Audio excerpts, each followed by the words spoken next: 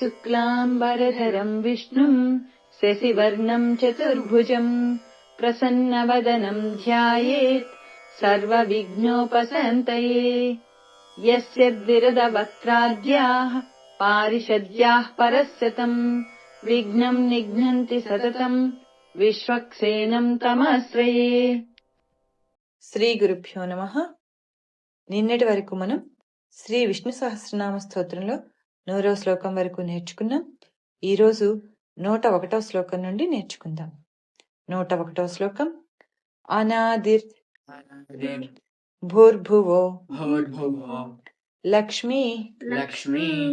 సువీరో రుచిరాంగదః జననో జన జన్మాది భీమో భీమపరాక్రమః అనాదిర్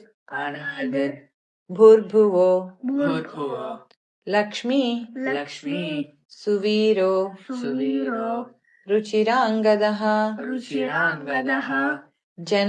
సువీరో రుచిరాంగదః జననో జన జన్మాది భీమో భీమపరాక్రమః అనాదిర్భూర్భువో లక్ష్మీ సువీరో రుచిరాంగదః జననో జనజన్మాది భీమో భీమపరాక్రమః అనాదిర్భూర్భువో లక్ష్మీ సువీరో రుచిరాంగదః జననో జనజన్మాది భీమో భీమపరాక్రమః అనాదిర్భూర్భువో లక్ష్మీ సువీరో రుచిరాంగదః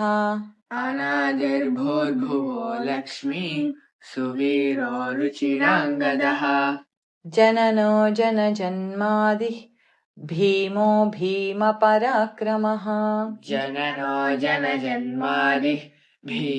భీమపరాక్రమః అనాదిర్భూర్భువో లక్ష్మీ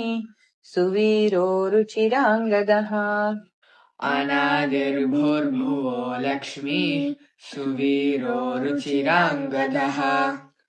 జననో జనజన్మాది భీమో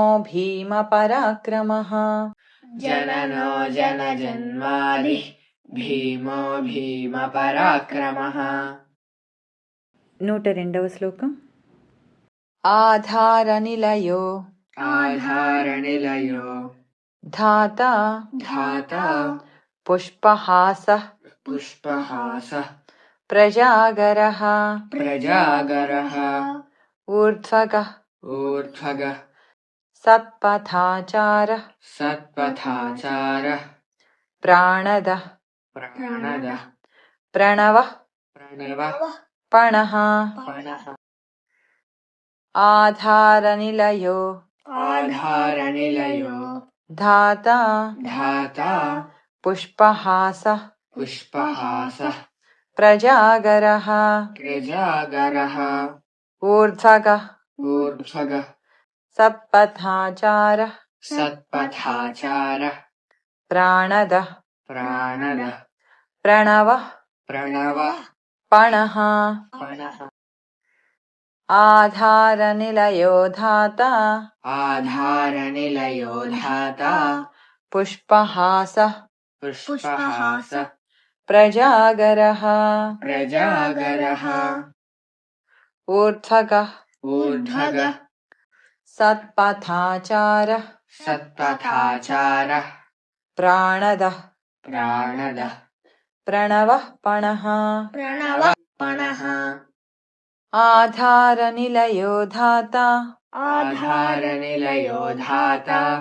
पुष्पहासः प्रजागरः ऊर्ध्वगः सत्पथाचारः ऊर्ध्वगः सत्पथाचारः प्राणदः प्रणवः पणः प्राणदः प्रणवः पणः आधारनिलयो धाता पुष्पहासः प्रजागरः आधारनिलयो धाता पुष्पहासः प्रजागरः ऊर्ध्वगः सत्पथाचारः प्राणदः प्रणवः पणः ऊर्ध्वगः सत्पथाचारः प्राणदः प्रणवः पणः आधारनिलयो धाता पुष्पहासः प्रजागरः आधारनिलयो धाता पुष्पहासः प्रजागरः ऊर्ध्वगः सत्पथाचारः प्राणदः प्रणवः पणः ऊर्ध्वगः सत्पथाचारः प्राणदः प्रणवः पणः 103వ శ్లోకం ప్రమాణం प्रमाणं ప్రాణనిలయః प्राणनिलयः ప్రాణభృత్ प्राणभृत् ప్రాణజీవనః प्राणजीवनः తత్వం तत्त्वं తత్వ तत्त्व విదేకాత్మా विदेकात्मा జన్మ మృత్యు जन्म मृत्यु జరాతిగః जरातिगः ప్రమాణం प्रमाणं ప్రాణనిలయః प्राणनिलयः ప్రాణభృత్ प्राणभृत् ప్రాణజీవనః प्राणजीवनः తత్వం तत्त्वं తత్వవిదేకాత్మా तत्त्वविदेकात्मा జన్మ మృత్యు జరాతిగః जन्म मृत्युजरातिगः ప్రమాణం ప్రాణనిలయః प्रमाणं प्राणनिलयः ప్రాణభృత్ ప్రాణజీవనః प्राणभृत्राणजीवनः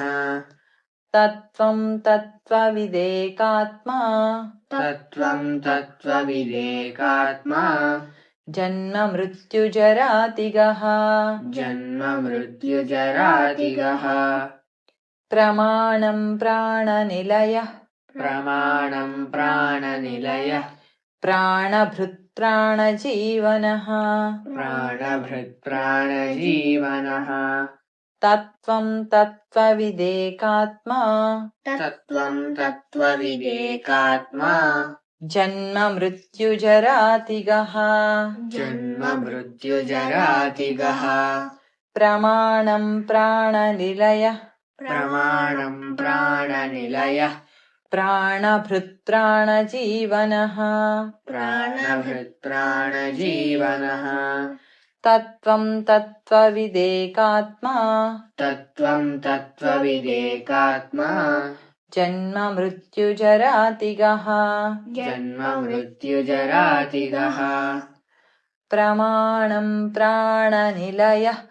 ప్రాణభృత్ ప్రాణజీవనః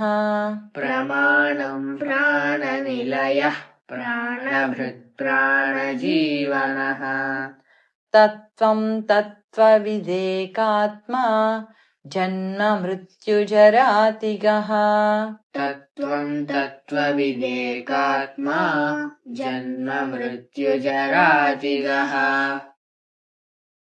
ప్రమాణం ప్రాణనిలయః ప్రాణభృత్ ప్రాణజీవనః प्रमाणं प्राणनिलयः प्राणभृत्प्राणजीवनः తత్వం తత్వవిదేకాత్మా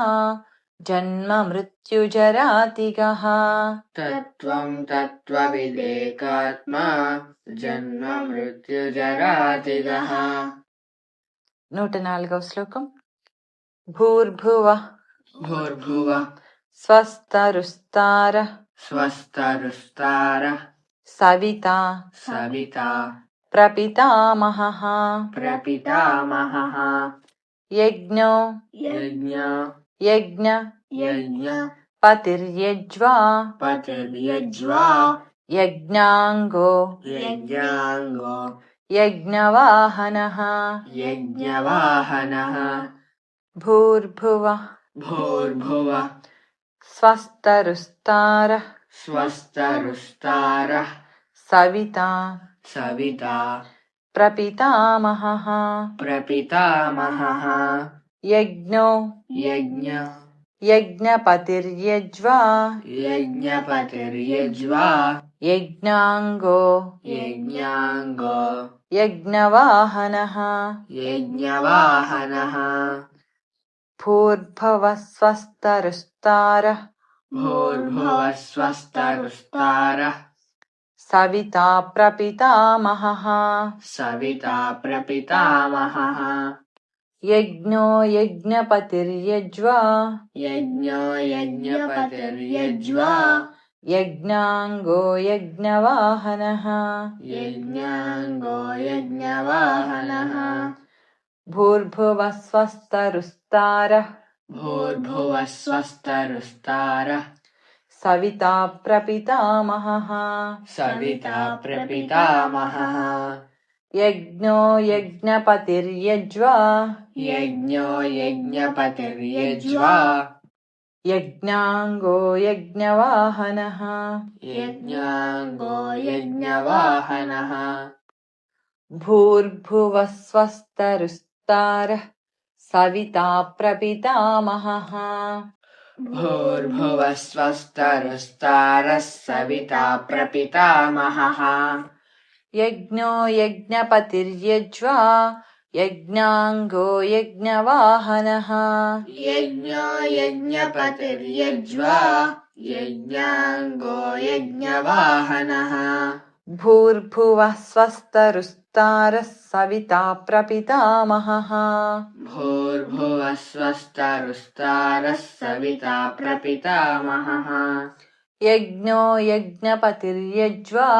यज्ञाङ्गो यज्ञवाहनः यज्ञो यज्ञपतिर्यज्वा यज्ञाङ्गो यज्ञवाहनः 105వ శ్లోకం यज्ञभृत् यज्ञभृत् यज्ञकृत् यज्ञकृत् यज्ञी यज्ञी यज्ञभुक् यज्ञभुक् यज्ञसाधनः यज्ञसाधनः यज्ञान्तकृत् यज्ञान्तकृत् यज्ञगुह्यम् यज्ञगुह्यम् अन्नमन्नादयेव च अन्नमन्नादयेव च यज्ञभृत् यज्ञभृत् यज्ञकृत् यज्ञकृत् यज्ञी यज्ञी यज्ञभुक् यज्ञभुक् यज्ञसाधनः यज्ञसाधनः यज्ञान्तकृत् यज्ञान्तकृत् यज्ञगुह्यम् यज्ञगुह्यम् अन्नमन्नादयेव च अन्नमन्नादयेव च यज्ञभृत् यज्ञकृत् यज्ञी यज्ञभृत् यज्ञकृत् यज्ञी यज्ञभुक् यज्ञसाधनः यज्ञभुक् यज्ञसाधनः यज्ञान्तकृत् यज्ञगुह्यम् यज्ञान्तकृत् यज्ञगुह्यम् अन्नमन्नादयेव च अन्नमन्नादयेव च यज्ञभृत् यज्ञकृत् यज्ञी यज्ञभृत् यज्ञकृत् यज्ञी यज्ञभुक् यज्ञसाधनः यज्ञभुक् यज्ञसाधनः यज्ञान्तकृत् यज्ञगुह्यम् यज्ञान्तकृत् यज्ञगुह्यम् अन्नमन्नादयेव च अन्नमन्नादयेव च यज्ञभृत् यज्ञकृत् यज्ञी यज्ञभृत् यज्ञकृत् यज्ञी यज्ञभुक् यज्ञसाधनः यज्ञभुक् यज्ञसाधनः यज्ञान्तकृत् यज्ञगुह्यम्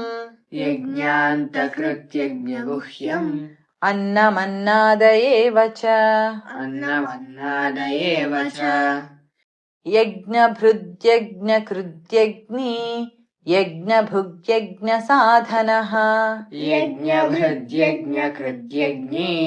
यज्ञभुक् यज्ञसाधनः यज्ञान्तकृत् यज्ञगुह्यम् अन्नमन्नादयेव च यज्ञान्तकृत् यज्ञगुह्यम् अन्नमन्नादयेव च यज्ञभृद्यज्ञकृद्यज्ञी यज्ञभुग्यज्ञसाधनः यज्ञभृद्यज्ञकृद्यज्ञी यज्ञभुग्यज्ञसाधनः यज्ञान्तकृद्यज्ञगुह्यमन्नमन्नाद एव च यज्ञान्तकृत्यज्ञगुह्यमन्नमन्नाद एव च यज्ञभृद्यज्ञकृद्यज्ञी यज्ञभुग्यज्ञसाधनः यज्ञभृद्यज्ञकृद्यज्ञी यज्ञभुग्यज्ञसाधनः यज्ञान्तकृद्यज्ञगुह्यमन्नमन्नाद एव च यज्ञान्तकृत्यज्ञगुह्यमन्नमन्नाद एव च 101వ శ్లోకం నుండి 105వ శ్లోకం వరకు ఒకసారి వరుసగా. అనాదిర్భూర్భువో లక్ష్మీ సువీరో రుచిరాంగదః జననో జనజన్మాదిర్భీమో భీమపరాక్రమః ఆధారనిలయో ధాతా పుష్పహాస ప్రజాగరః ఊర్ధ్వకः సత్పథాచారः ప్రాణదః ప్రణవః పణః ప్రమాణం ప్రాణనిలయః ప్రాణభృత్ ప్రాణజీవనః తత్వం తత్వవిదేకాత్మా జన్మ మృత్యుజరాతిగః భూర్భువః స్వస్తరుస్తారः సవితా ప్రపితామహः యజ్ఞో యజ్ఞపతిర్యజ్వా యజ్ఞాంగో యజ్ఞవాహనः యజ్ఞభృద్యజ్ఞకృద్యజ్ఞీ యజ్ఞభుగ్యజ్ఞసాధనः యజ్ఞాంతకృద్యజ్ఞగుహ్యమన్నమన్నాద ఏవ చ. ఈరోజు మనం 101వ శ్లోకం నుండి 105వ శ్లోకం వరకు నేర్చుకున్నాం. రేపు మిగిలిన శ్లోకాలు నేర్చుకుందాం. వాసుదేవ.